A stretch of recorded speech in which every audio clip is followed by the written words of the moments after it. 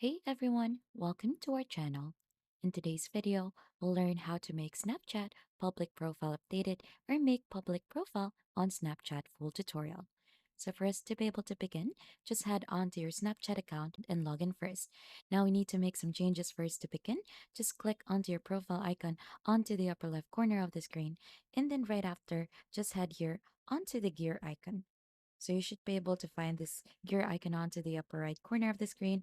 Scroll down until you find in the privacy controls and click onto contact me.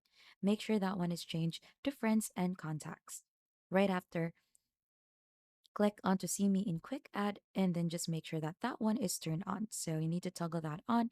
Right after, head back onto your profile, and there you should be able to see that you could add your stories to public. So there is a public option already. Just go ahead and click onto the three dots in there and click onto add to my story, and you should be able to find it in there that that would be posted as public. So just make sure that your account also is 18 plus so that you could activate the public profile on Snapchat. And that is just basically it how you make your Snapchat profile public. And if you think this has been helpful, don't forget to hit the like, subscribe, and we'll see you on to our next video.